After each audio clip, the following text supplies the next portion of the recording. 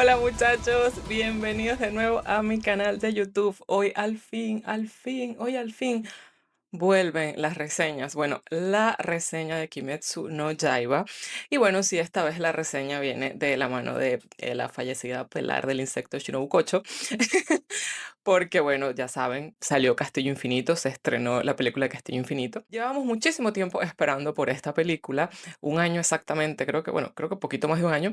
Y bueno, al fin llegó a los cines, está siendo un éxito mundial y evidentemente pues hoy vamos a hablar de eso, como siempre, con spoilers. A ver, muchachos, de Castillo Infinito hay muchísimo que hablar. Yo, como todos los fanáticos de Kimetsu, tenía unas expectativas muy altas con esta película y debo decir que Ufotable las cumplió casi todas, o sea, de manera general cumplieron. Ufotable sirvió, devoró, rompieron récords, de verdad que hicieron la tarea. Muy poco que reprocharle al estudio con respecto a la adaptación de este arco final de Kimetsu no Yaiba. Mi principal preocupación con respecto a la adaptación de esta peli, de este arco del manga, es que yo decía, ¿cómo coño van a hacer para poner todo esto en una sola película? Evidentemente, no hicieron una sola película, sino que van a hacer tres. Pero aún así yo decía, ¿cómo van a hacer para que todo lo que pasa en esa misma noche, porque para los que no sepan, que no han leído el manga o que no se hayan enterado, todos los sucesos de Castillo Infinito pasan en una misma noche. Y todo pasa al mismo tiempo. Entonces yo decía, ¿cómo van a hacer? ¿Será que van a mostrar un pedacito de una pelea? ¿Se van a saltar a otro? O sea, ¿cómo van a hacer con el timing, con el pacing? ¿Cómo van a hacer con estas cosas? Y ellos se fueron a lo seguro. Y es que pusieron en esta primera entrega las tres primeras peleas principales de este arco en el mismo orden que se ve que van sucediendo en el manga. Primero pusieron la pelea de Shinobu con Doma, luego pusieron la de Kaigaku con Zenitsu y de último pusieron la de Akasa contra Giyu y Tanjiro. De entrada yo estaba pensando que la película iba a comenzar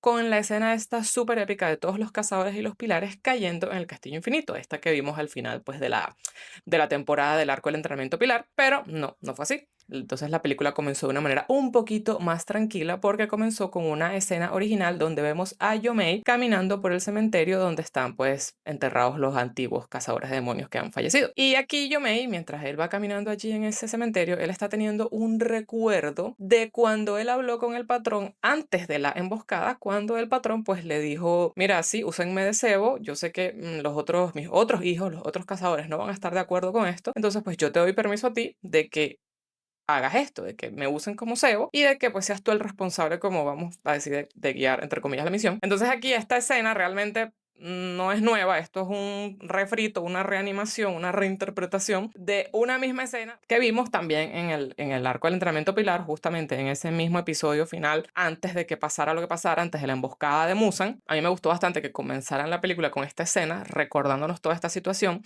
porque aquí el patrón le dice a Yomei que de no poder cortarle la cabeza a Musan, porque él está casi 100% seguro de que a Musan no lo van a poder matar cortándole la cabeza, él le dice a Yomei, van a tener que pelear hasta el amanecer, van a tener que aguantar contra este demonio hasta el amanecer, hasta que lo expongan a la luz del sol, porque cortarle la cabeza no va a funcionar.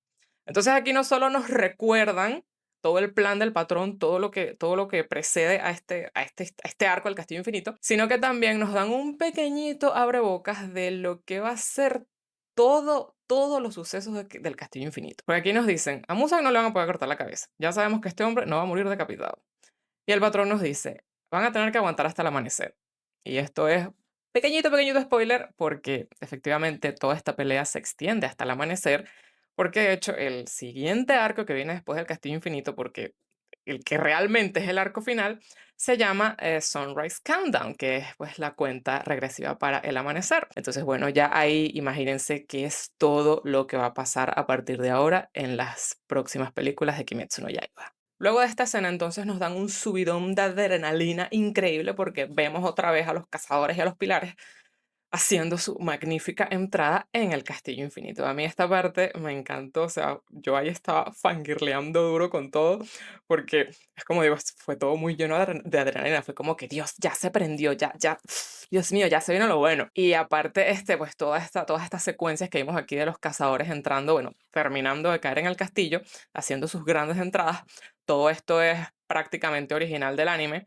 nada de esto está en el manga, nada de esto pasa en el manga. En el manga, después de que Tanjiro le dice a Musa, te voy a atrapar, ya empieza la pelea de una vez. Entonces, aquí pues agregaron esto para dar la adrenalina a la cosa. A mí me encantó la entrada de Yomei con Toquito, fue como demasiado épico. Yomei ahí dándole la vuelta a la bola de demolición. La entrada de Mitsuri y Obanai me encantó. Yo con esa estaba fangirleando demasiado porque ellos caen e intentan agarrarse así a las manos.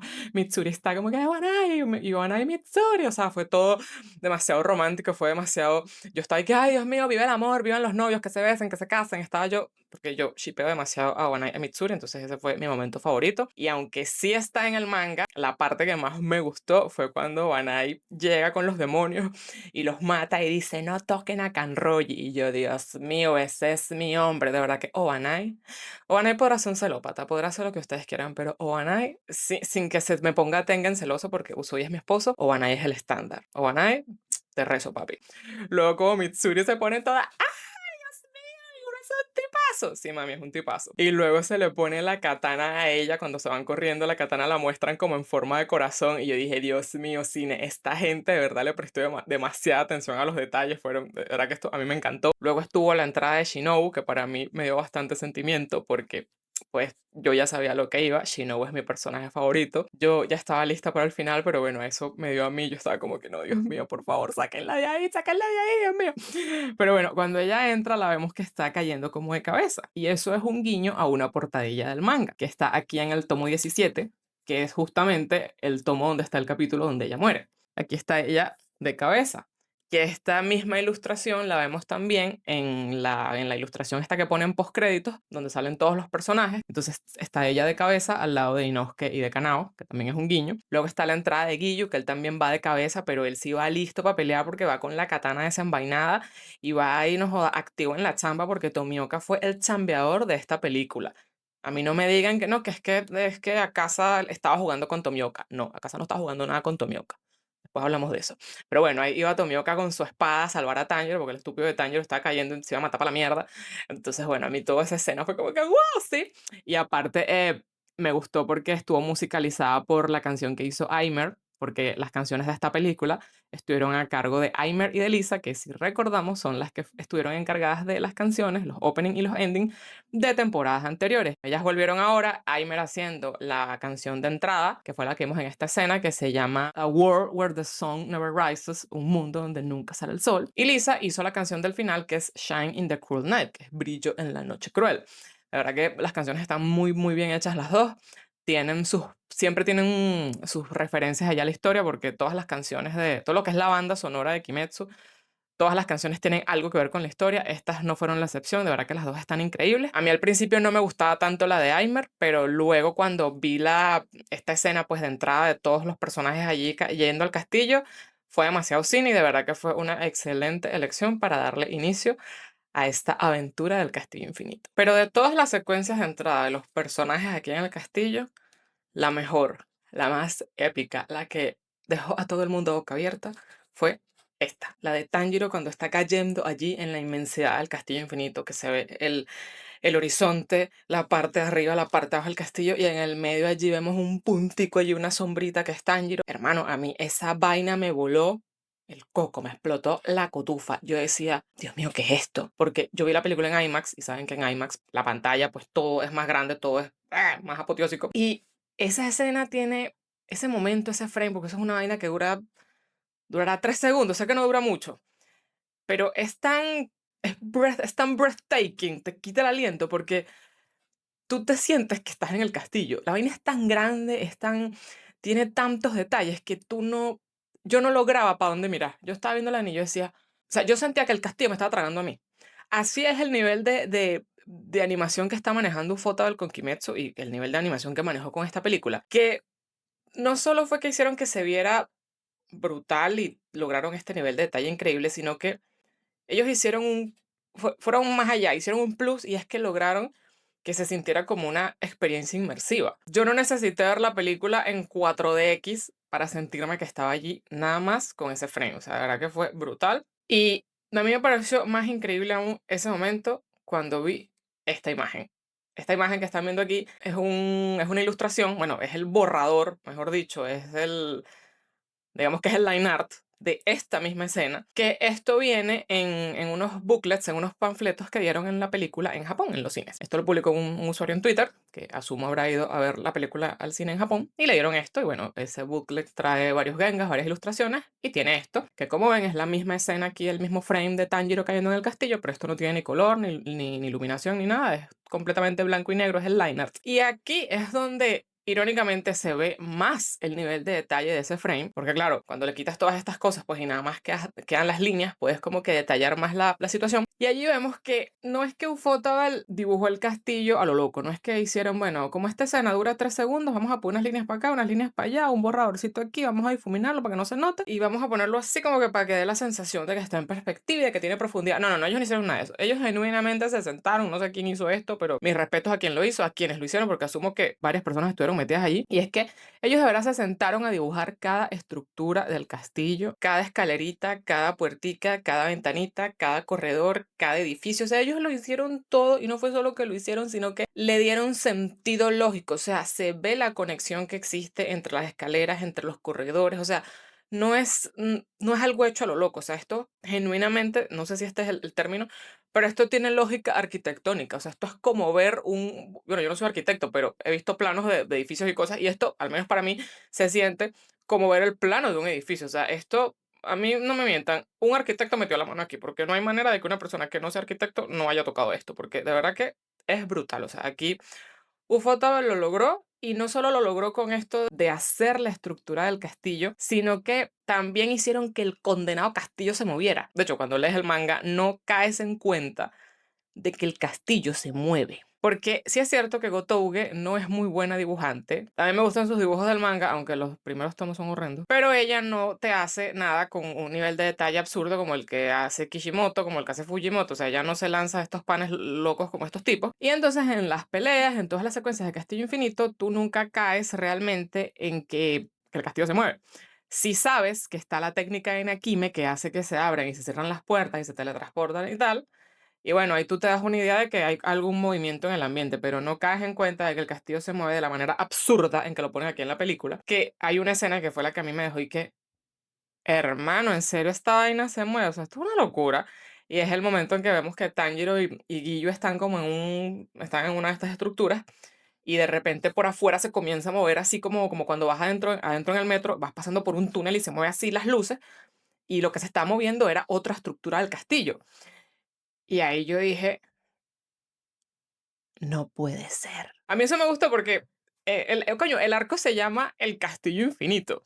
Es como que la estructura ya de por sí tiene bastante peso, entonces que le dieran como que este plus, como que vamos a poner que esta vaina esté viva, es como que siento que le da más genialidad a toda la situación. Pero bueno, vamos a hablar de los eventos principales de la película, lo que de verdad nos interesa, y es que son las peleas contra las lunas superiores. Y bueno, vamos a empezar por la pelea, la primera que vemos en la película, que es la de Shinobu Kocho, mi querida pilar del insecto, contra Doma, el asquero perro de la luna superior. Dos, yo no lloré en toda la película. No me escondo, yo no lloré. Me dio sentimiento la muerte de Shinobu, me dio sentimiento lo del abuelo de Zenitsu. No me supo a mierda a casa, la verdad que yo con todo lo de casa estaba como que, ay, ya mira, terminé esta película que yo me tengo que ir para mi casa, o sea, pero sí es cierto que con Shinobu y con Zenitsu me dio sentimiento, no lloré. Yo lloré fue cuando leí el manga sí, a moco tendido llorando. Pero bueno, como ya me lo había leído, ya sabía qué pasaba, pues ni pendiente, pero con Shinobu particularmente sí me dio bastante sentimiento, sí se me hizo así como un nudo en la garganta, como que estuve a punto de llorar, porque fue como, y aquí voy a sonar un poquito medio esquizofrénica, pero fue como despedirme de alguien, a pesar de que no existe, que ha formado, que ha sido parte especial de mi vida de alguna u otra forma, porque es mi personaje favorito. Yo me engancho en Kimetsu es por Shinobu. Entonces ya llegar a este momento en el que tienes que decirle adiós, en el que, mira, esta pana ya no va a salir más en esto. O sea, ya aquí lo que queda, pues eso como Rengoku. O sea, Rengoku se robó el corazón de todo el mundo y después se murió y la gente sigue llorando a Rengoku. Entonces, para mí Shinobu se murió y yo creo que va a pasar 20 años y va a seguir llorando a Shinobu. Entonces, coño, me dio cosita porque ella es muy especial para mí. Pero bueno, esta pelea de Shinobu con Doma a mí me gustó bastante. Hay gente que se estaba quejando que decían que, ay, pero es que tuvo que ser más larga, que ella se merecía más porque era un pilar, que era su gran momento, que yo primero pensé así, porque pensé que como que ella iba a brillar más, pero yo siento que igual brilló. O sea, a mí me gustó bastante su pelea, porque de hecho la alargaron. En el manga es mucho más corta. En el manga, o sea, si en la película dura 20 minutos, en el manga dura 5. O sea, más bien deberían estar agradecidos que le dieron más minutos a la niña, porque en el manga realmente la pelea es súper corta. Y yo creo que sí, ella con todo y eso de que, bueno, de que perdió, de que murió, yo siento que ella brilló, yo siento que le dieron su lugar. ¿Qué pasa? Que la película, una hora, casi una hora de la película es nada más la pelea con Akasa y todo el tema de la vida de Akasa. Entonces, Akasa, pues como que vamos a decir que se robó la película de alguna u otra manera. Y entonces, al menos la pelea de Shinobu, sí siento que como que fue un poquito opacada por la pelea de Akasa. Pero bueno, a mí me gustó bastante. Odié demasiado a Doma. A Doma lo odié con todo mi ser porque es que yo a ese bicho, es que a Doma lo detesto. Yo no, mira. Porque lo peor de Doma es que es un demonio que cae bien, porque el bicho es simpático. O sea, es simpático en el sentido de que es como gracioso, como que, o sea, de alguna u otra forma te genera un poquito de simpatía, a pesar de que no es simpático en absoluto.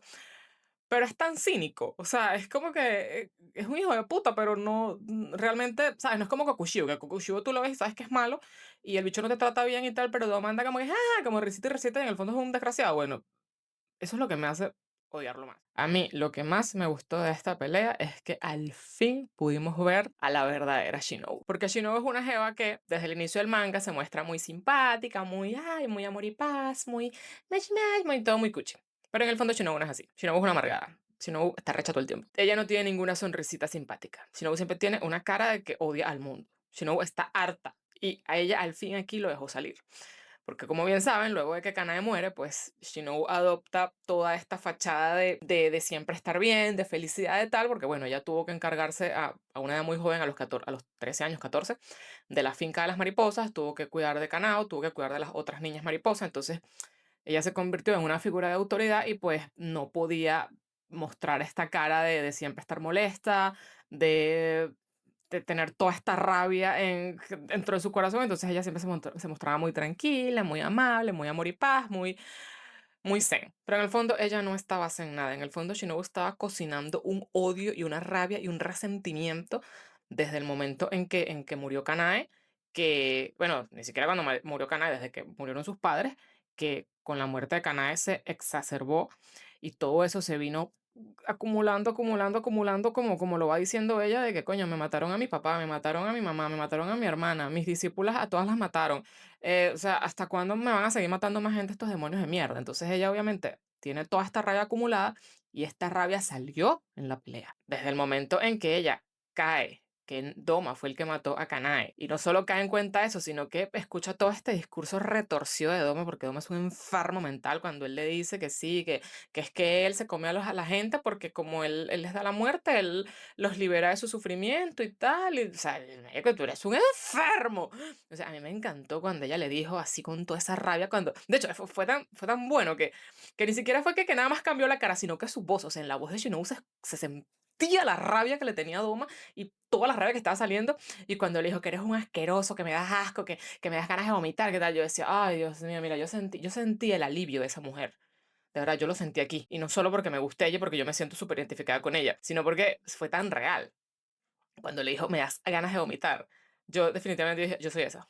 Dije, yo soy esa porque a mí me pasó hace tiempo que tuve una discusión con un exnovio mío y yo venía acumulando tanta rabia que recuerdo que tal cual le dije, me das asco, me das ganas de vomitar. Entonces entiendo a Shinobu, yo lo entiendo porque es que de verdad, miren, ella tiene toda la razón en cagarse en los muertos de Doma, en odiar a todos los demonios, ella tiene toda la razón del mundo. Pero lo mejor fue al final, antes de que ella muera, cuando Doma le pregunta que, mira, tienes unas últimas palabras, ella le dice, vete al infierno, maldito, porque same, o sea, ay, a mí me dio tanta rabia, de verdad que odio demasiado a Doma. Pero Shinobu brilló en su película. La gente que, ay, que es una débil, que no puede cortarle la espada a los demonios, que es un pilar de mierda, que es el peor pilar, que es la más débil, que estuvo toda la pelea llorando. Tienen que entender, y esto siento, esto va más con la gente que ha leído el manga, que siento que a muchos la comprensión lectora salió del chat. Y es que Shinobu es un personaje, es una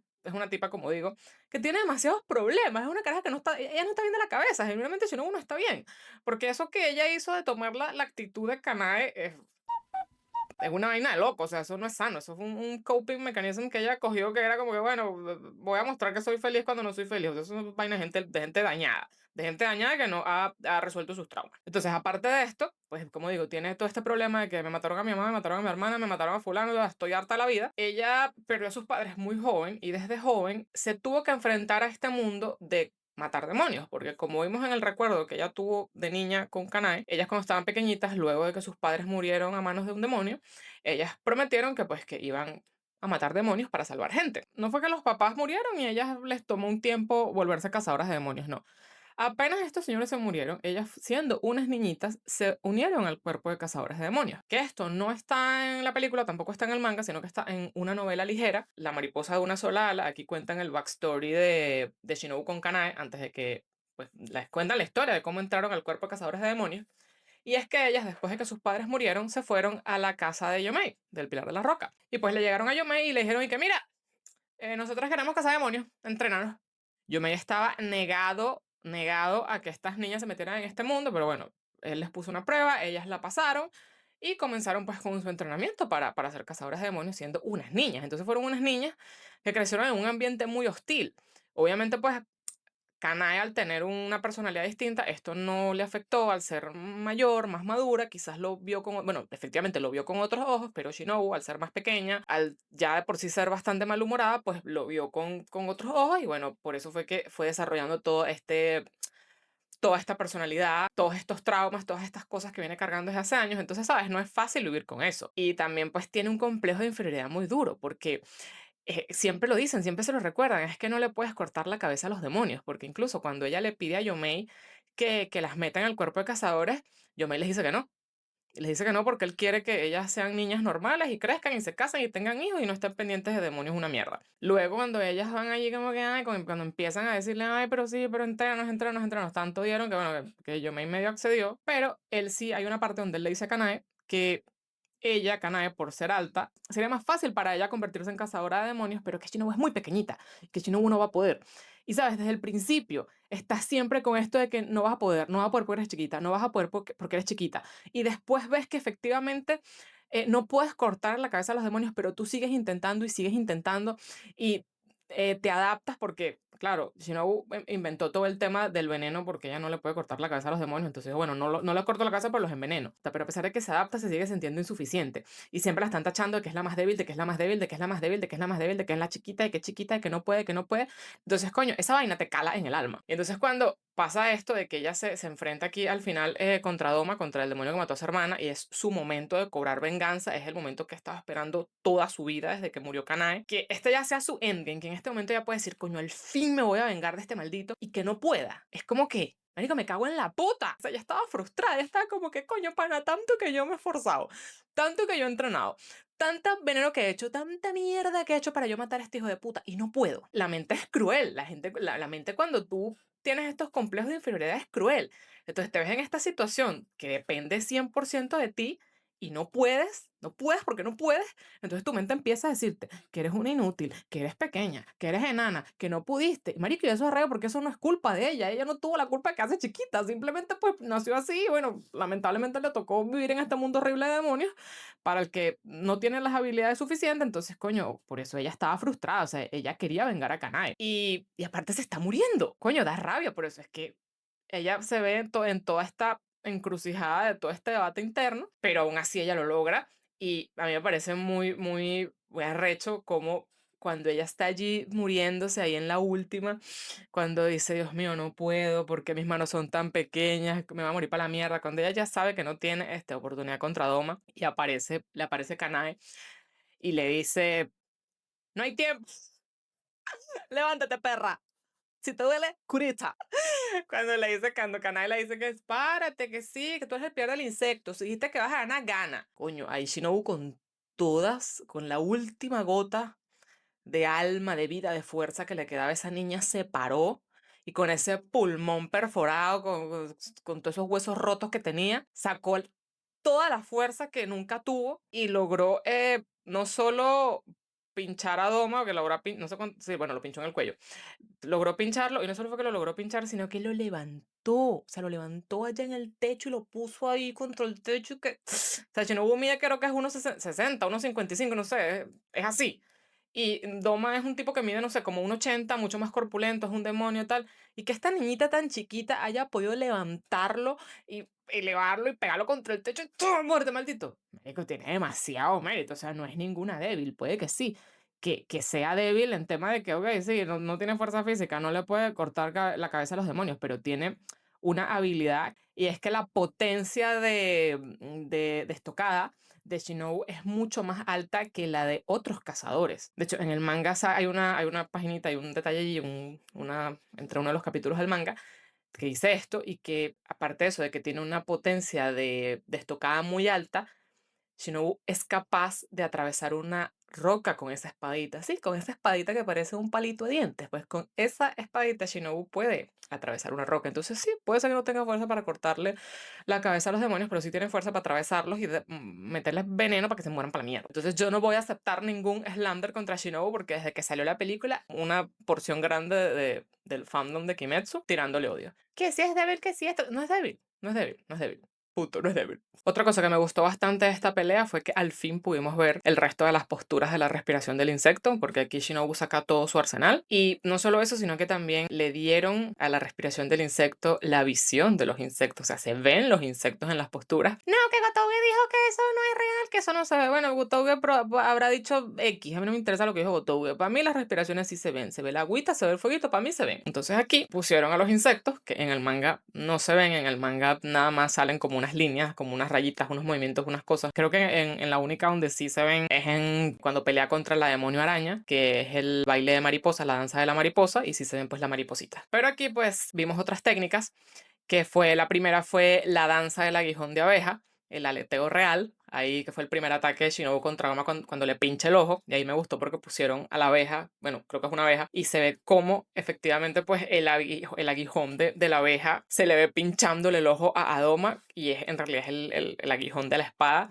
Se ve brutal allí. Luego cuando ella hace el siguiente ataque, que es el baile de la libélula, el omatidio hexagonal, se ve a Shinobu como que si está cubierta como una barrera, parece una barrera, pero no es una barrera, sino que en realidad son como los ojos de la libélula, y luego se ve como que si es una libélula la que se está acercando a Doma, pero no es una libélula, sino que es Shinobu. Eso ahí estuvo increíble. De hecho, ahí cuando ella grita el nombre de la técnica, mira, su voz es que de verdad la Seiyu lo logró muchísimo sacando, representando todo lo que fue la rabia de Shinobu. Que por cierto, dato curioso, momento ciencia conmigo, porque bueno, ya saben que a mí me gusta mucho la ciencia y todas estas cosas. Y es que esa postura, el baile de la libélula, se llama omatidio hexagonal porque los omatidios son patrones que tienen las libélulas y otros insectos en los ojos. Si se dan cuenta, cuando ven los ojos de una libélula o de una mosca, se ve como que tienen unos hexágonos, de ahí omatidio hexagonal, y parece que fuesen varios ojos, pero en realidad pues no son varios ojos, sino que son varios omatidios, que los omatidios son grupos de células que lo que hacen es que captan la luz y la ausencia de luz,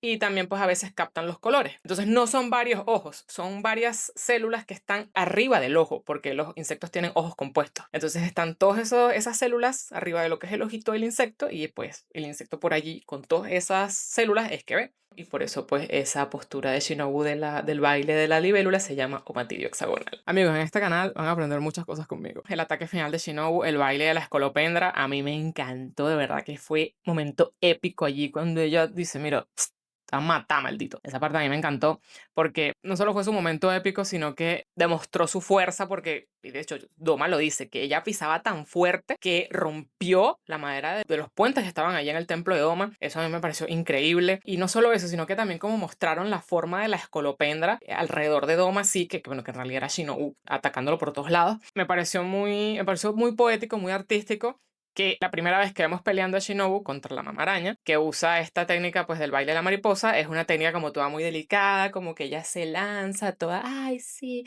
un pinchacito de veneno, y se ven las maripositas volando, es como que todo muy cookie, todo muy angelical, pero aquí entonces ya ella saca el arsenal de los insectos que no son bonitos. Sí, bueno, las abejas son bonitas, pero las libélulas no son muy bonitas, y las escolopendras a mí me dan bastante asco. Entonces que se vean estos insectos que son asquerosos, que dan repelús, que son violentos, porque las escolopendras son súper violentas, y también las abejas avispas también son medio violentas. También es una representación muy buena de todo lo que fue, de todo lo que es la rabia de Shinobu en ese momento. O sea, ya hay ningún danza de mariposa, nada. Yo a ti te voy a pinchar por todos lados como una avispa y te voy a morder como un escolopendro y te vas a joder. O sea, ahí eso fue increíble. Hay gente que se pregunta por qué Shinobu no despertó la marca del cazador, porque de haber despertado la marca del cazador, lo mismo pues le hubiese ganado a Dom. La respuesta es simple, por el plot, por la trama. Shinobu no despierta la marca del cazador por la trama, por cómo está construido su personaje y por cosas que pasan luego, que no puedo decir porque si no es spoiler.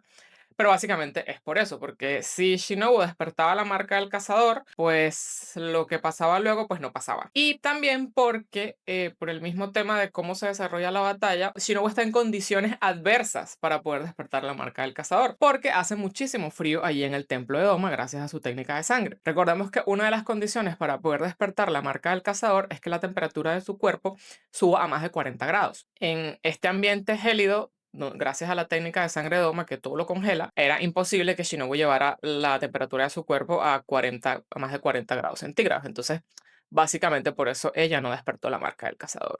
Ya como tal lo que fue el momento de la muerte de Shinobu, me pareció horrendo. Siento que lograron por completo que la gente sintiera asco, que sintiera terror, que sintiera dolor, porque de verdad que fue una cosa espantosa. Y bueno, ese momento en el que Doma la abraza, que le rompe la columna, porque ella muere es por la columna rota, por eso es que la cabeza se le va para un lado. Momento horrible, espantoso, pero peor es cuando la absorbe. A mí eso fue lo que me dio miedo porque yo tengo un miedo irracional con esta situación de que te absorban. Yo sé que es algo irracional, que esto no pasa en la vida real, pero sí es algo que me da mucho miedo y me da mucho asco porque siempre recuerdo a Cell en Dragon Ball cuando absorbía a los androides y todo ese momento cuando Cell absorbe 18 es horrendo. Entonces aquí también ver a Doma absorbiendo a Shinobu así metiéndosela en el pecho a mí me dio muchísimo asco y me dio muchísimo dolor. Y más allá de que odio y detesto a Doma, sí me gustó muchísimo cómo lo adaptaron. O sea, cómo ves a Doma en la película me parece que es increíble. O sea, el tipo logra caerte mal, logra darte miedo, pero también logra darte risa. O sea, es una mezcla de muchas cosas, pero se vio increíble en la pelea. Su Kekijutsu es brutal. Esta técnica de sangre a mí me encanta porque usa hielo. Y a mí, uno de los tropes que a mí me gustan mucho en series, en anime, es los poderes asociados al hielo. Entonces, a mí, de verdad que la técnica de Doma me encanta. Si Doma fuese otro tipo de personaje, si no fuese un nefasto, misógino, asqueroso que mató a Shinobu, de repente me gustaría. Y entiendo por completo a las fans de Doma, porque Doma tiene una legión de fans que los impean, que quieren que se las devoren. Las entiendo porque el sello de Doma es Mamoru Miyano, y de verdad que la voz de Mamoru Miyano es exquisita y Mamoru lo logra interpretando a Dom, o sea, logra hacer eso de que como que te parezca sensual, o sea, es demasiado loco como lo logra con esa voz tan preciosa que tiene. A mí definitivamente, o sea, a mí si Doma me hablara y yo no sé qué es Doma y estoy así y lo escucho, yo me enamoro porque de verdad que la voz de Mamoru es preciosa. Entonces por ahí, por esa parte, pues Doma está muy bien logrado, su diseño de personaje es increíble, no lo voy a negar, me encantan los abanicos, también me gusta mucho ese trope de usar abanicos como armas. Entonces Doma tiene estos dos abanicos dorados metálicos afilados que son increíbles. Y una cosa que me gustó bastante es el diseño de sonido. En general la película, el diseño de sonido es precioso, es increíble, pero en la pelea de Shinobu siento que es donde más se aprecia el nivel del diseño de sonido, porque cuando él le perfora los pulmones, cuando ella se levanta para atacar, para el ataque final, él le dice que escucha cómo le gorgotea la sangre en los pulmones y el sonido, o sea, se escucha el gorgoteo, se escucha el de la sangre en los pulmones de Shinobu, cosa que me dio asco y me dio terror, pero ahí la botaron del estadio con eso. También con el sonido de los abanicos, como son metálicos, se escuchan como cada vez que Doma los mueve, se escuchan como cortes, increíble allí. Y bueno, evidentemente, pues el momento en el que le rompe la columna, el sonido del crack de los huesos, brutal. Y otro sello que también siento que la partió durísimo en esta pelea, pues en la película, fue la sello de Kanao. Cuando Kanao entra ahí al templo de Doma y ve a Shinobu, que ella le hace la seña esta que todavía no sabemos muy bien qué significa, hay muchas teorías al respecto. Ahí el grito de Kanao, a mí el grito de Kanao me puso la piel de gallina. De verdad, fue una vaina que... Porque Kanao es muy calladita, Kanao es un personaje que casi no habla. Y a este momento en el que grita, en el que, al igual que Shinobu, deja salir toda esa rabia, es increíble. Y de verdad o sea, me quedé picada porque, como digo, no continuó la pelea con Doma, sino que se quedó ahí a medias. Vimos un pedacito de lo que es la respiración de las flores, que nunca la habíamos visto. Entonces, bueno, ya tendremos que esperar a la próxima película para ver cómo se desarrolla esta pelea ahora de Kanao contra Doma. Con respecto a la seña que le hizo Shinobu a Kanae antes de morir, hay mucha gente que tiene la duda de qué significa esto. Y la verdad es que en internet hay muchas teorías. Algunos dicen que significa hielo porque la forma en la que Shinobu puso los dedos se asemeja bastante al kanji para hielo. Si ven el kanji, que significa hielo, pues se parece muchísimo a la manera en la que Shinobu puso los dedos allí. Y esta podría ser una manera de indicarle a Kanao que tenga cuidado con la Kekijutsu de Doma, ya que respirar el aire frío de la técnica pues puede lastimar sus pulmones. Pero la verdad es que estaría un poquito complicado que solo haciendo mención a la palabra hielo, Kanao llegue a esa conclusión de que no debe respirar la técnica de Doma. Pero para decir no respires en lenguaje de señas japonesa habría que hacer más señas que solo este gesto que Shinobu hizo con la mano. Pero la respuesta a esto está en el manga en el capítulo 157, pero no voy a poner el panel acá porque en ese capítulo comienza la pelea de Kanao con Doma y no le quiero hacer spoiler a los anime only. Pero en ese capítulo se confirma que en efecto la seña de Shinobu significa no respires, aunque realmente nunca explican si es porque la seña es una alusión al kanji para hielo o porque literalmente significa no respires. Pero bueno, sea cual sea el caso, esto aparte de ser una advertencia, también se puede interpretar como la última muestra de amor de Shinobu a Kanao. Porque incluso en sus últimos momentos, aquí vemos que Shinobu se encargó de proteger a su hermana menor Kanao Tsuyuri. ¿De quién es el recuerdo de Shinobu cuando anuncian su muerte? Porque cuando los cuervos Kasugai anuncian que Shinobu murió a manos de la Luna Superior 2, ese mensaje lo escuchan Tanjiro y Tomioka, y Tanjiro sí como que se le aguan los ojos, Tomioka ni pendiente. Y entonces vemos un recuerdo de Shinobu con las niñas mariposas, ella sonriendo y tal, ayer último adiós. Entonces hay gente que tiene el debate de quién es el recuerdo, ¿es de Tanjiro o es de Tomioka? Es de Tanjiro, es de Tanjiro. Hay gente que dice que es de Tomioka. ¿Por qué dicen que es de Tomioka? Lamentablemente el fandom de Kimetsu inventa muchas cosas fuente de los deseos. No sé, yo genuinamente no sé de dónde sacan tanta vaina que inventan a veces, pero esto se lo inventaron o lo sacaron de una supuesta novela ligera que existe, que bueno, es una novela de Shinobu, que supuestamente es ella contando los sucesos de Castillo Infinito, supuestamente. No sé por qué no la he leído y la estuve buscando. Y la dichosa novela ligera nada más está disponible en Japón. No hay ninguna traducción disponible, tampoco está en PDF, no se puede piratear, entonces no puedo ni siquiera buscarla en PDF para traducirla para ver qué es lo que dice. Pero según los que la han leído, la gente que habla de ella, según es eso, pues es Shinobu contando su pelea con Doma. Y hay gente que dice que allí en alguna parte se especifica que el recuerdo es de Guillo. Pero si buscan la novela no la escribió Gotouge. La escribió otra tipa ahí que no sé quién es. Pero supuestamente Gotouge la... O sea, es todo muy turbio. Todo el background de esa supuesta novela ligera es muy turbio. Entonces, yo genuinamente no creo que el recuerdo sea de Tomioka. Primero porque yo shippeo Gyushino. Yo shippeo Gyushino. Yo en mi mundo, Shinobu amaba a Tomioka y Tomioka Seman. Eso es en mi mundo. Esos son mis inventos locos de fanática. Pero en la realidad, canónicamente, pues simplemente eran compañeros de trabajo que ni siquiera se llevaban tan bien porque Shinobu era bien odiosita con Tomioka. Tomioka es odioso con todo el mundo.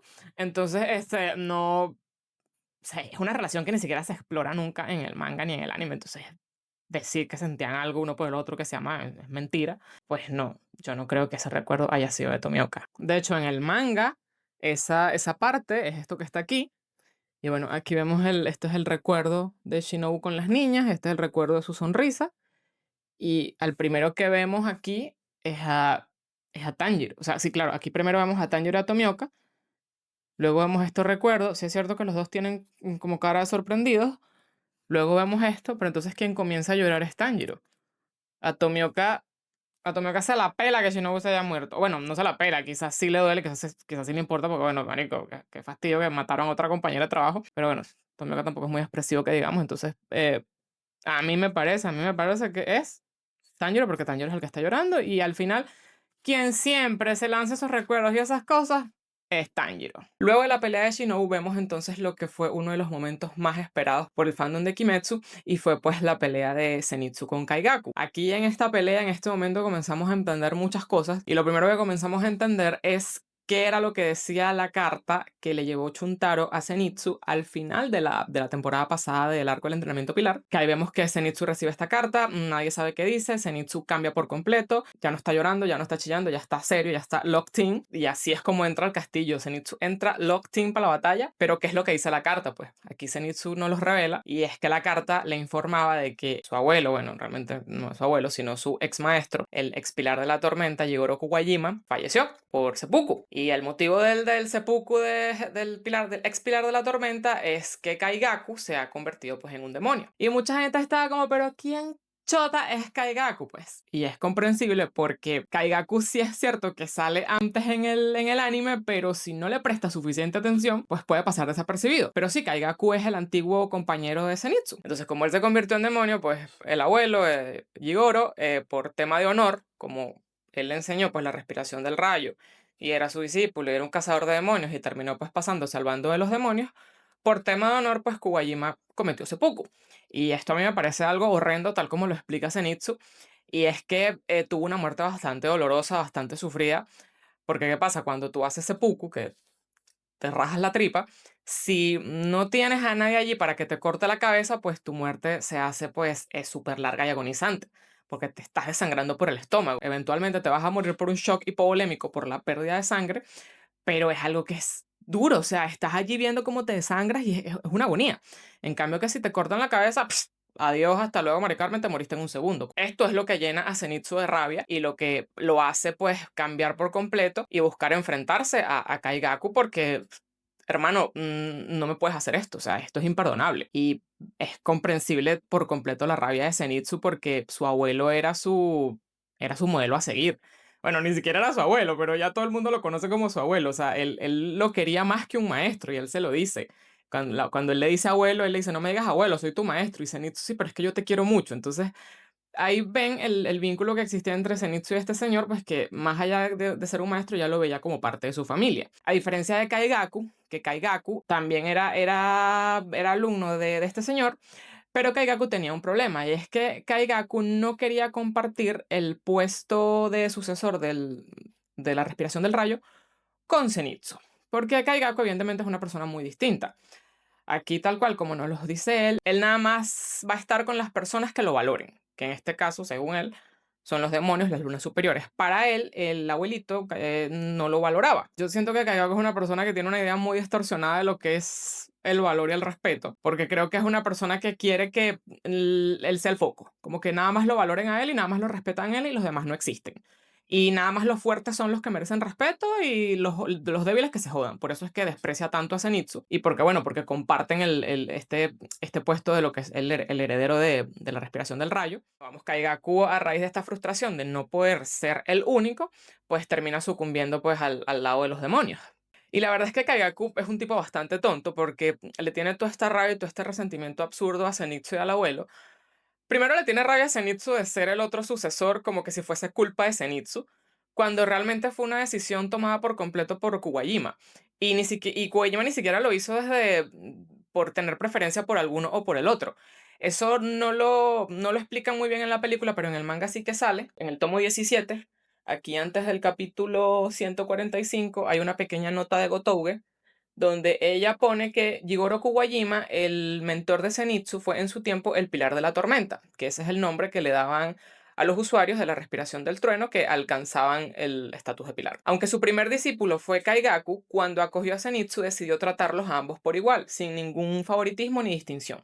Kaigaku, sin embargo, empezó a sentirse poco apreciado y eso creó en él una creciente insatisfacción. Kuwajima le dio un kimono con un estampado igual al suyo, pero Kaigaku no llegó a ponérselo ni una sola vez. Esta parte que explican aquí de que Kuwajima le dio a Kaigaku un aori con el mismo estampado que el de él, en el manga no está, o sea, está escrito ahí en esa nota, pero no está el momento, no está el panel, y eso lo agregaron en la película. A mí me gustó bastante que agregaran esa parte, porque ahí efectivamente puedes ver el hecho de que realmente no había ninguna preferencia por ninguno de los dos. O sea, él los trataba a los dos por igual. Y los escogió, tal como explica Zenitsu, o sea, los escogió para que fueran sus sucesores, por el hecho de que Kaigaku no sabía usar la primera postura, la respiración del rayo, y Zenitsu sí sabía.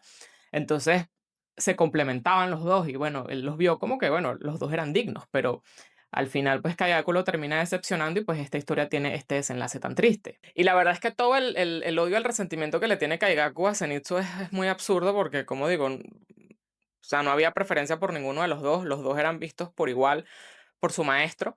Y también porque Zenitsu, a pesar de que no le caía bien Kaigaku, porque no se llevaban bien, Zenitsu sí lo respetaba y lo admiraba porque, coño, era poderoso, pudo dominar las otras posturas de la respiración del rayo. O sea, genuinamente, de alguna u otra forma lo veía como un hermano mayor. O sea, un hermano mayor, bueno, sí que te trata mal y se mete contigo y es malo, pero tú lo respetas y bueno, sí, porque se merece respeto, ¿no? Y Kaigaku no tenía ningún tipo de respeto ni admiración por Zenitsu, siempre lo veía como un débil y lo trataba mal. Mientras que el pobre Zenitsu estaba defendiéndolo, porque hay un momento donde vemos que hay otros cazadores que están hablando mierda de Kaigaku, diciendo que, ay, no, que él no domina la primera postura, si no dominas la primera postura no eres nadie. Y Zenitsu va y lo defiende, y Kaigaku no acepta esa defensa, como que, ¿por qué coño me tienes que estar defendiendo? Y, ¿sabes? Es una persona bastante mala realmente. Yo siento que Kaigaku es el perfecto ejemplo de esa gente que muerde la mano que les da de comer. Porque Kaigaku no fue solo problemático en el backstory de Kuwajima y de Zenitsu, sino que también fue problemático en el backstory de Yomei. Porque así como no recuerdan a Kaigaku formando parte pues, del pasado de Zenitsu, pues probablemente tampoco lo recuerden siendo parte del pasado de Yomei. Y la verdad es que Kaigaku fue el niño que dejó entrar al demonio en el templo donde estaba Yomei con los otros niños. Mucha gente no cayó de eso en la película, así como tampoco cayeron que Kaigaku era compañero de Zenitsu, porque realmente siento que tienes que prestar muchísima atención en la temporada pasada, en la del entrenamiento de los pilares, para darte cuenta de quién es Kaigaku, porque no lo mencionan, no dicen su nombre, simplemente lo ves allí y entonces conectar los puntos sí es verdad que es un poquito difícil, a menos de que prestes muchísima atención o a menos de que hayas leído el manga, porque en el manga sí que lo muestran, aquí en otra nota de la autora, antes del capítulo 146. Kaigaku era el chico que invitó al demonio a entrar en el templo de Himejima. Aquella noche, al descubrir que había estado robando dinero del templo, los demás niños lo habían echado a patadas de allí. Este es otro momento en el que también Kaigaku muerde la mano que le da de comer porque Himejima lo acogió allí y él lo traicionó. Y aparte lo robó dinero, o sea, la verdad que Kaigaku es una basura de persona. Y ya en cuanto al enfrentamiento de Zenitsu contra Kaigaku, a mí me encantó, de verdad que yo estaba esperando mucho este momento.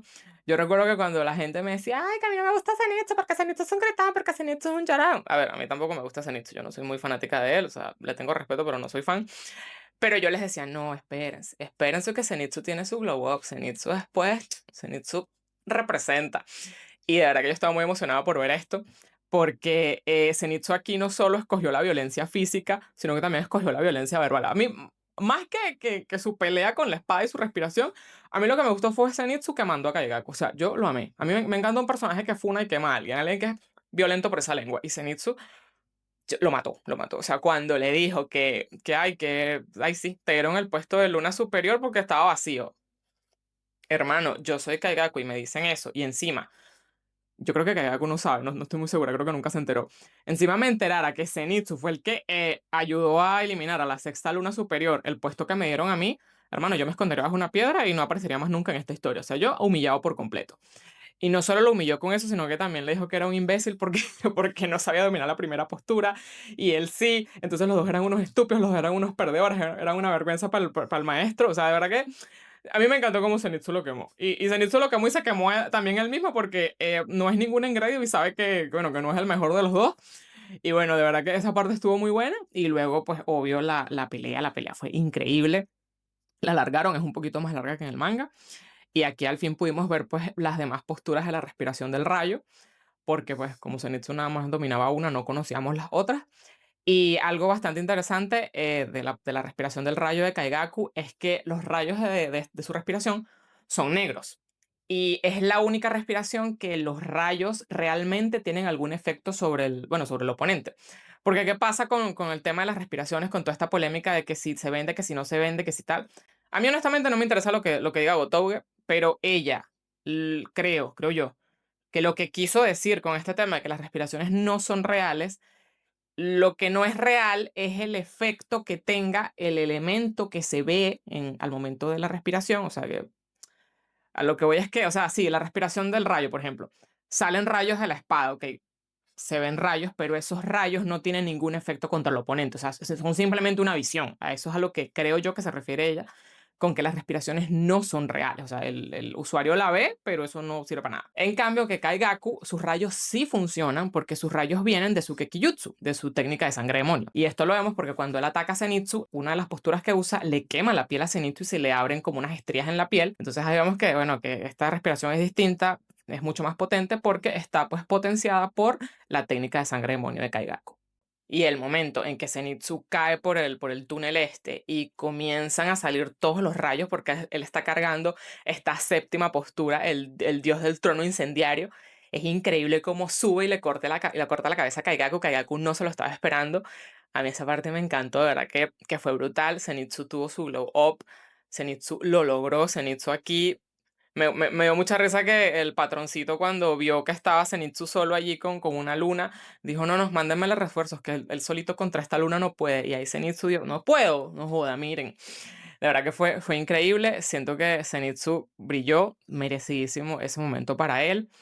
Y no solo desde el punto de vista de, bueno, de nosotros los fanáticos, los espectadores, sino incluso para él como personaje también siento que fue brutal porque el momento en el que él ve a su abuelo, es bastante curiosa esa escena porque él está, o sea, el abuelito está del lado de un lado del río y él está del otro lado del río. Y él está allí que no puede cruzar porque se le atora el pie en algo, que quiere cruzar con el abuelo y le dice que perdóname, que no lo logré. Lo que pasa es que en este momento Zenitsu ahí técnicamente se está muriendo porque esa visión que tuvo del río, ese es el río Sansu, que el río Sansu es un río que existe en la mitología japonesa que se supone que es el río por donde pasan las personas para ir al más allá. Por eso es que Zenitsu no puede cruzar porque no se murió. Se estaba muriendo, pero no pudo.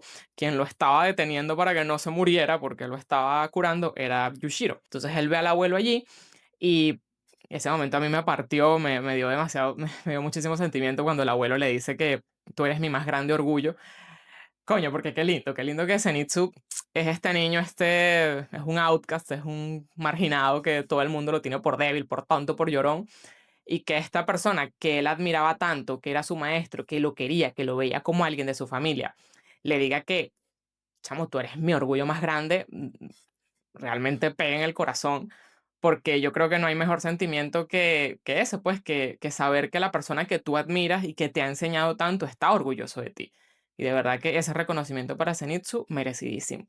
Luego de la derrota de Kaigaku viene entonces el main event de los main events de Castillo Infinito, que fue la pelea de Tanjiro y Tomioka contra Akasa. A mí esta pelea me gustó muchísimo, de verdad que en tema de lo que fue el nivel de acción y de adaptación estuvo pues increíble. Lo que más me gustó fue sin duda ver al fin a Tomioka en acción. A mí me molesta que hay mucha gente que decía, ay no, pero es que Akasa no estaba peleando en serio contra Tomioka, Akasa nada más estaba jugando. Akasa no estaba peleando en serio contra Rengoku, Akasa nada más estaba jugando. Akasa nunca está jugando. Que a Casa le gusta joder, sí, le gusta joder bastante, pero ya ven que el tipo pelea porque no soporta a los débiles, porque tiene una obsesión con el poder, tu estúpida. Entonces el tipo no, el tipo puede ser que joda durante la pelea, porque a Giyu lo jodió bastante, en sentido de que es molesto, no de que lo jodió en la batalla, sino que sacó de quicio a Tomioka.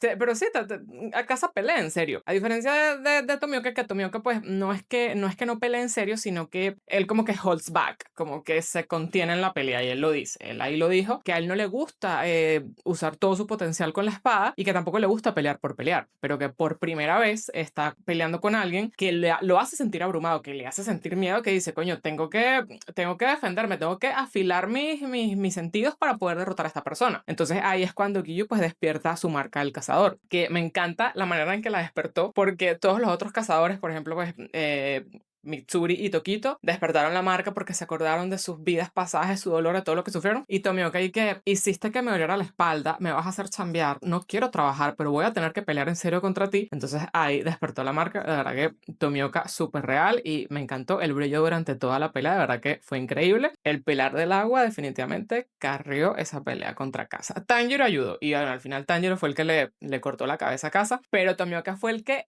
tuvo aguante y el que le plantó cara a Casa durante toda esa pelea. A pesar de que esta pelea de Casa estuvo muy buena, siento que después de que Tomioka despertó su marca y pues Tanjiro comenzó a tratar de descifrar cómo ganarle a Casa y comenzó a tener todos estos recuerdos de que si su papá bailando bachata, de que si Inosuke le dijo esto, de que si aquello, que si lo otro, ahí siento que bajó muchísimo el ritmo de la película. Y no está mal, porque no va a ser toda la película adrenalina, golpe y coñazo. Obviamente hay momentos de calma, de tensión, o sea, esto es normal, lo vemos durante toda la película. Pero aquí en concreto, esta parte de Tanjiro teniendo todos estos recuerdos, siento que mató un poquito el hype. A mí se me hizo tedioso, se me hizo aburrida. Igual que la parte de los recuerdos de la casa. También es que es una película que es larga, dura 2 horas y media. A mí me cuesta ver películas largas. O sea, yo una película de 1 hora y media, good. Pero ya una de 2 horas, 3 horas, ya estoy y que, Dios mío, ya que termine. Entonces, aparte de que la parte final de esta película ya es tediosa, entonces ya quieres que termine, o sea, te desespera. A mí genuinamente me desesperó, me aburrió. Primera vez que viendo algo de Kimetsu me aburro. Yo sé que esa parte de Tanjiro explicando todo el tema del mundo transparente y de esto y de lo otro, es importante porque al final, pues de esa manera es que le gana a Casa, pero ya luego todo el temita del backstory de Casa a mí se me hizo como que, Dios mío, ya cuándo se va a acabar esta película de María Purísima. De verdad que siento que tuvieron un problema con la adaptación. Siento que lo pudieron haber hecho un poquito más resumida la historia de Casa, siento que divagaron mucho, también Tanjiro siento que divagó mucho con todo el tema de los recuerdos, siento que eso pudieron haberlo hecho un poquito más cortito y menos tedioso, pero bueno, yo no soy cineasta, yo no sabría cómo adaptar esto, cómo hacerlo de mejor manera, pero en lo personal a mí no soy fanática de ese tramo de la película. Ahora, con respecto a la historia de Casa, es una historia triste, es una historia dolorosa, no vamos a tapar el sol con un dedo, de verdad que es bastante triste, yo siento que él no se merecía todo ese sufrimiento, pero Rengoku tampoco se merecía haber muerto en la manera en la que murió. Entonces ese es mi problema con Akasa, que yo tengo beef con Akasa desde que mató a Rengoku. Mucha gente no empatizó con Akasa y pues hubo mucha gente que también empatizó muchísimo con él. Mi caso es que no empaticé. ¿Y por qué? Porque si tú me presentas a Rengoku en Tren Infinito y me traes a este personaje que es carismático, que es un amor, que es un sol, que Dios mío, que te emocionas, que dices, wow, sí, el pilar de la llama, y después vienes, metes a Casa, que lo mata en 5 minutos, yo evidentemente pues le voy a agarrar a rechera a Casa. O sea, yo soy viuda de Rengoku y yo hasta el sol de hoy a veces digo y que Dios mío, ¿qué habría pasado en la historia si Rengoku no hubiese muerto? Pero claro, vino a Casa y lo mató. Entonces por eso es que ahora, por muy triste y por muy dolorosa que sea la historia de la casa, a mí no me cala. O sea, digo, no. Si hubiese sido una historia distinta, no como tal la historia de casa, pero si hubiese estado en otro contexto, por ejemplo, en otro anime donde Akasa no es un mamahuevo que mató a Rengoku, mierda, yo hubiese llorado porque de verdad que es triste y es chimbo. O sea, yo siento que. O sea, pasa que es esta historia de esta persona que es un outcast, que es un criminal, ajá, que su papá se murió, que entonces estaba como que perdido en la vida y luego conoce a Keiso y a Koyuki, que son su salvación. O sea, es algo bastante bonito, genuinamente. O sea, es como digo, en otro contexto, en otro anime, hubiese sido una historia preciosísima, quizás con un final feliz, si la autora no hubiese sido alérgica a la felicidad como lo es Gotouge. Pero bueno, aquí Gotouge es alérgica a la felicidad y bueno, lamentamos mucho, Casa, te tocó desarrollo de personaje y se murió tu mujer y se murió tu suegro. Entonces, triste por ti. Pero no, yo no llegué al punto de estar llorando, atacada. Entonces, yo ahora veo a la gente que está, Dios mío, sufriendo y romantizando a Casa y yo como que, Dios mío, pero es que este tipo es un asesino. Pero bueno, allá cada quien con sus gustos.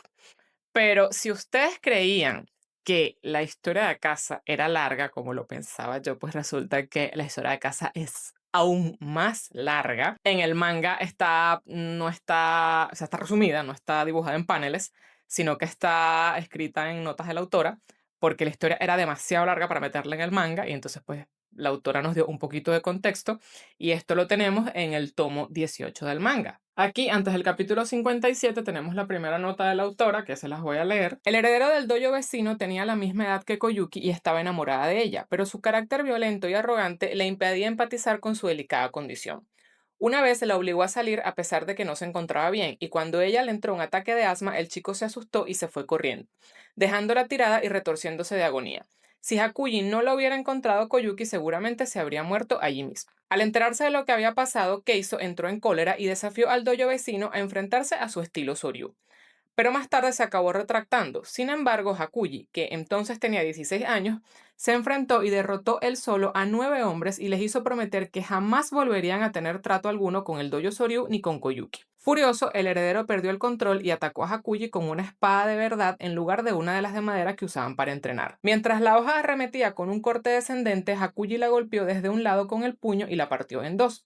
Esta técnica llamada rompecampanas se convirtió en su principal especialidad, que esta es la técnica que usa Akasa pues cuando está peleando contra Tomioka y le rompe la katana. Luego, antes del capítulo 158, tenemos otra nota de más contexto de Akasa, porque pues Gotouge parece que amaba a Akasa, porque Dios mío, ¿cómo escribió este hombre? Menos mal que Akasa tenía amnesia y no se acordaba de su vida, porque si se hubiese acordado de su vida y se hubiese acordado de todo este mierdero, la película me duraba 3 horas. Conmovido por la belleza de esta técnica de la rompecampanas, El maestro del dojo vecino reconoció su derrota y se disculpó por la insolencia de su hijo, poniendo fin hacia el acoso hacia el dojo Soryu. Pasaron algunos años de paz y el maestro del dojo vecino falleció. Un día a su hijo le llegó el rumor de que Hakuji y Koyuki se iban a casar. Sabía que si se enfrentaba de nuevo a él volvería a perder, así que instigado en parte por sus alumnos, envenenó el pozo del dojo Soryu. Una anciana que vivía al otro lado de la calle fue testigo de cómo el heredero y sus discípulos abandonaban el lugar de los hechos. Tras darse cuenta de que había bebido agua envenenada, Keiso se cargó a Koyuki a la espalda y se fue corriendo a la casa del médico mientras vomitaba sangre por el camino.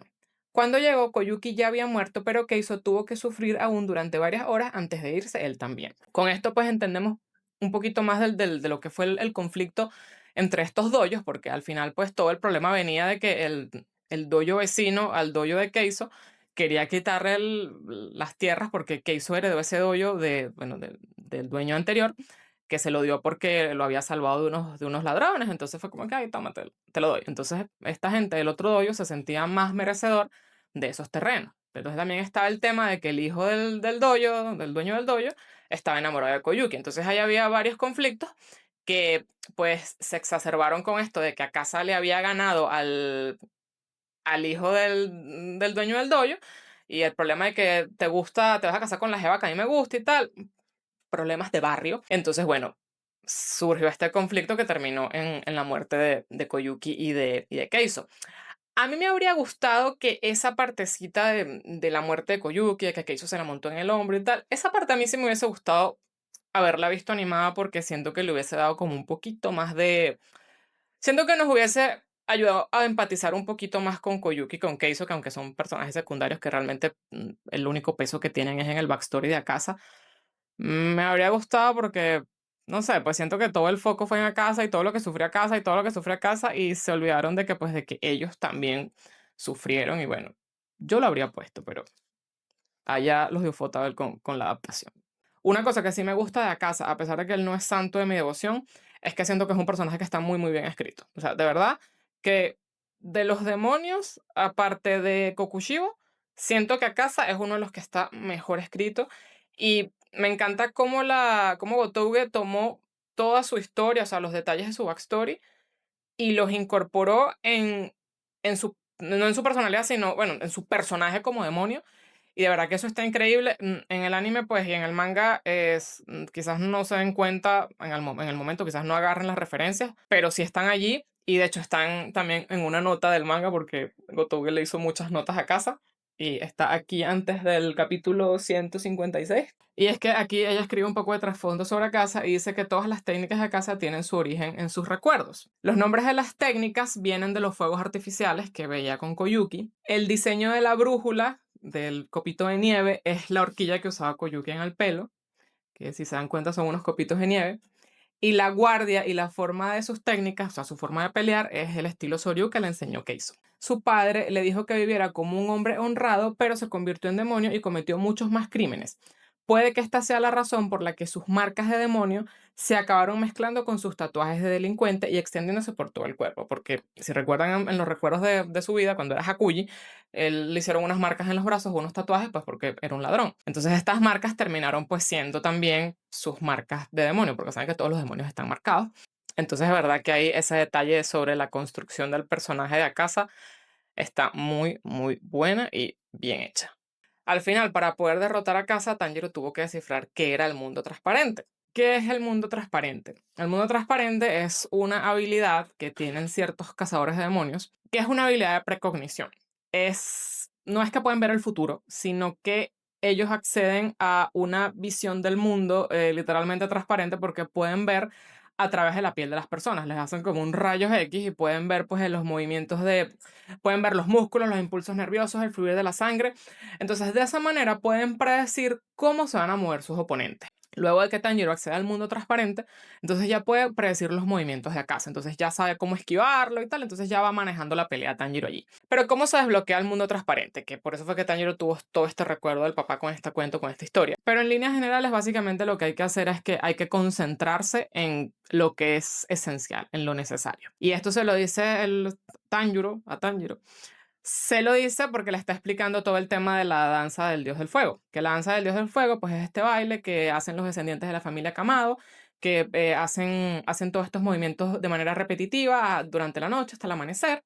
Que por cierto, eso es un guiño a algo que va a pasar luego. Eso es un poquito de foreshadowing allí, todo ese tema de la danza del dios del fuego y de los movimientos repetitivos y yo qué sé. Guárdense esa escena allí del papá de Tanjiro diciéndole que tiene que repetir los movimientos una y otra vez hasta el amanecer porque se vienen cositas. Entonces aquí cuando él le está explicando eso de que para poder lograr hacer todos esos movimientos tiene que eliminar lo que es innecesario y concentrarse pues en lo importante, que tiene que cerrar tiene que concentrarse en aquello que de verdad te importa, pues esa es una manera de acceder a ese mundo transparente, es una manera como de trascender, de ascender al nirvana, no sé cómo explicarlo, como que de pasar más allá. Es un poquito abstracto todo este concepto. También pasa que en el manga luego hay otras maneras de desbloquear el mundo transparente, entonces realmente la explicación de Tanjiro no es la única que existe, hay distintas maneras de acceder a este mundo. Pero a fin de cuentas, Tanjiro logró acceder al mundo transparente, logró predecir los movimientos de Akaza, logró pues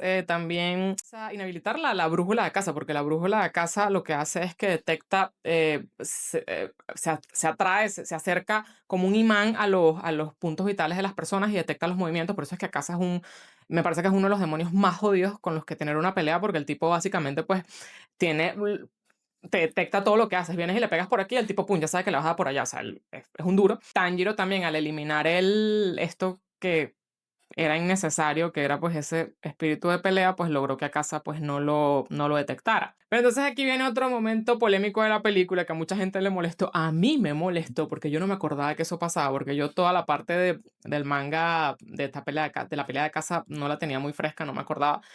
Entonces yo no me acordaba de eso de que Tanjiro se le había puesto a Akaza por detrás y lo iba a decapitar y le dijo, ¿acaso te voy a cortar la cabeza? Yo en ese momento, mira, yo hice que, este muchacho huevón, porque es que me dio una rabia, de verdad. Yo dije que este muchacho es pendejo. Pero eso tiene una explicación. ¿Tanjiro es pendejo? Sí. Pero la razón por la que Tanjiro le dijo a Akaza que le iba a cortar la cabeza es porque Tanjiro es un niño demasiado honorable, es un niño que hace todo bien. Tanjiro no se porta mal, Tanjiro es muy correctico, Tanjiro va por la senda de la moralidad. Entonces para él una victoria digna contra Akaza no iba a ser una victoria en la que él le cortara la cabeza estando pues de espaldas a él, porque ganar con una puñalada por la espalda no es honorable. Y eso lo reconoce Akaza luego cuando pues al final Tanjiro ya le corta la cabeza y Akaza está negado que no quiere morir y le sigue creciendo la cabeza y está ahí negado que no quiere morir. Ya cuando al fin Koyuki le dice, papi, ya, basta de tu peleadera, ahí Akaza lo reconoce que Tanjiro fue el ganador porque fue una técnica impecable y bueno, me tocó morirme a mí. Pero bueno, de eso va toda esa explicación de Tanjiro, de que es el mundo transparente, de que es el espíritu de lucha. Yo allí siento que fueron demasiados conceptos que metieron juntos y siento que Gotouge ya de por sí en el manga se enredó con esto. Pero bueno, ya quedó así y es lo que hay. Y bueno, ojito con el mundo transparente y ojito con el temita de la danza del dios del fuego. Pero bueno, en paralelo a todos estos sucesos y todas estas peleas increíbles pasaron otras cosas que no pueden pasar desapercibidas a pesar de que en la película pues parece que pasan desapercibidas, pero no, hay que tenerlas presentes para futuros sucesos. Y lo primero es el hecho de que a Nezuko le dieron la medicina para que se convirtiera en humano. Si recordamos en el arco del entrenamiento de los pilares, el patrón le pide a Tamayo que colabore con ellos, ya que entre las filas de los cazadores de demonios hay una persona que sabe mucho de fisiología y de biología demoníaca, y esa persona pues es Shinobu Kocho. Ahí lo que pasó es que Shinobu y Tamayo, aunque eso nunca lo muestran, ellas trabajaron juntas para desarrollar esta medicina para convertir a Nezuko en humano, y también la droga que le dieron a Muzan también para convertirlo en humano. Ahí vimos que estaba Nezuko con Urokodaki, que Urokodaki la está cuidando, porque la niña está ahí agonizando por los efectos de la medicina. Entonces, bueno, no se olviden de eso. Otra cosa que quizás no es tan importante, pero sí luego va a tener un poquito de peso, es el hecho de que si se dan cuenta, Yushiro se infiltró en el Castillo Infinito haciéndose pasar por humano. Normalmente Yushiro siempre está con Tamayo, él nunca se separa de Tamayo porque está enamoradísimo de Tamayo. Pero lamentablemente esta vez están separados por primera vez. Esto es algo que a mí me duele bastante porque si se fijan en la película, mientras Yushiro está ayudando a los cazadores de demonios, Tamayo está en el capullo de carne de Muzan y él la está absorbiendo. Entonces ya por ahí se pueden imaginar que quizás Tamayo no vaya a tener un final feliz. Y por otro lado está Yushiro alejado del amor de su vida y eso es bastante triste y me duele bastante. Y bueno, aquí en el tomo 16 hay una pequeña notita con respecto a eso de la separación de Yushiro y Tamayo. Aquí antes del capítulo 139 sale Yushiro solito y dice, esta vez Yushiro no acompañaba a Tamayo. no ha podido poner objeciones a la súplica de la persona a quien más quiere. Porque Tamayo fue la que le pidió a Yushiro pues que se infiltrara con los cazadores y les prestara sus ojos a Kirilla y a los demás, a los cuervos, para hacer todo el rastreo de las lunas y de los demonios. Entonces si Yushiro está ya regañadientes, él no quería separarse de Tamayo, pero lamentablemente se tuvo que separar de ella. Y bueno, a ver qué pasa con estos dos. A ver, a mí en líneas generales, de verdad que la película me gustó muchísimo, me la disfruté mucho. Siento que está muy muy bien hecha, adaptaron muy bien el manga, tomaron detallitos allí de las notas de Gotouge, las incluyeron en la película. De verdad que Ufotable lo hizo muy muy bien. La dirección también está increíble. A mí, de verdad, que lo único que no me gustó, como ya lo saben, es la parte del final del backstory de Akasa, que se me hizo muy tediosa. Siento que ese fue el único aspecto en el que flopea un poquito el tema de la dirección y la adaptación. Pero el resto, de verdad que es una película increíble. Está rompiendo récords de taquilla, está siendo un fenómeno mundial. De verdad que esta locura que se está viviendo con Castillo Infinito siento que es algo que no volveremos a ver en mucho tiempo gracias a un anime, porque al final pues es gracias al anime. Entonces, bueno, hay que disfrutarla y siento que es muy lindo poder ser parte de esto como fanático, porque al final los fanáticos también formamos parte de esta historia. Y bueno, nada, a ver qué se viene con las siguientes películas de Kimetsu no Yaiba, del Castillo Infinito, y a ver cómo termina esta historia que nos ha atrapado a tantos. Yo genuinamente, pues a la película de calificación le doy un 8, no le doy el 10 porque la parte del final fue muy tediosa para mí, pero eso no quita que sea una película increíble. Con todo el éxito que está teniendo Castillo Infinito, hay incluso rumores de que pueda ser nominada al Oscar para Mejor Película Animada. Pero, ¿esto es posible? Pues sí, sí es posible. Para que una película animada sea nominada al Oscar en esta categoría, pues debe cumplir con una serie de requisitos. Duración: la película debe durar mínimo 40 minutos. Castillo Infinito dura 2 horas y media. El estreno en cines: la película debe ser estrenada en un cine del Condado de Los Ángeles y durar en cartelera mínimo 7 días. Y ese estreno tiene que realizarse en el periodo de elegibilidad entre el 1 de enero de 2025 y el 31 de diciembre de 2025. La animación: al menos el 75% de la película debe ser animada. Idioma y subtítulos: si la película no está en inglés, debe ser presentada con subtítulos en inglés. Y ya por último, la presentación oficial. En este caso, el productor o el distribuidor de la película tienen que registrar la película en la academia y enviar todos los documentos necesarios para que pueda ser considerada para una nominación al Oscar. Castillo Infinito cumple de sobra con estos requisitos porque hace poco Crunchyroll, que es el distribuidor de la película, dijo que iba a comenzar una campaña para que sea considerada para los Oscars. Pero ahora, ¿podrá ganar el Oscar? ¿Podrá llevarse la estatuilla a mejor película animada? Pues eso está en veremos. Eso yo lo dudo. Yo estoy segura que la nominación se la van a llevar y espero que así sea porque siento que la tienen merecidísima. Llevarse el premio grande, pues yo sí, eso sí lo veo un poquito más complicado. Y no porque sea una película de anime, porque ya anteriormente películas de anime han ganado la estatuilla a mejor película animada, como es el caso de las películas de Ghibli, que recientemente la última que ganó fue El Chico y la Garza. Pero el tema con Kimetsu es que Castillo Infinito es una película que viene de una serie, es la continuación de una serie. Entonces, para las personas que no han visto la serie, pues si ven la película, pues lo mismo no van a entender lo que está sucediendo y no la van a poder apreciar como se debe. Y esto es importante porque recordemos que quienes otorgan estos premios son los miembros de la academia. Y los miembros de la academia pues tienen que ver las películas, que esa fue una regla que pusieron este año, que es obligatorio que todos los miembros de la academia vean todas las películas nominadas. Y pues si la nominan y estas personas ven la película y no conocen el trasfondo, no conocen la serie, no ven los 60 y pico episodios que hay antes de la película, pues lo mismo no la van a apreciar. Puede que valoren la animación, puede que valoren la producción, pueden que valoren los aspectos técnicos, pero el guión y la historia es algo que también es importante para poder recibir esta estatuilla. Entonces, si estas personas no aprecian eso porque no lo entienden, pues lo mismo no van a votar a favor de Castillo Infinito. Pero bueno, esperemos por lo mejor y ya veremos si efectivamente es nominada a los premios Oscars. Y bueno, muchachos, eso ha sido todo por esta reseña. Espero que les haya gustado. Si les gustó, déjenme un like. No olviden suscribirse al canal y activar la campanita para que se enteren cuando yo suba una próxima reseña. Y por favor, compartan el video para que llegue a más otakus y a más fanáticos de Kimetsu. Y recuerden que también me pueden seguir en mis demás redes sociales. Estoy en Instagram y en TikTok, donde también publico más contenido otaku y de anime. Ya nos vemos en una próxima reseña. ¡Gracias!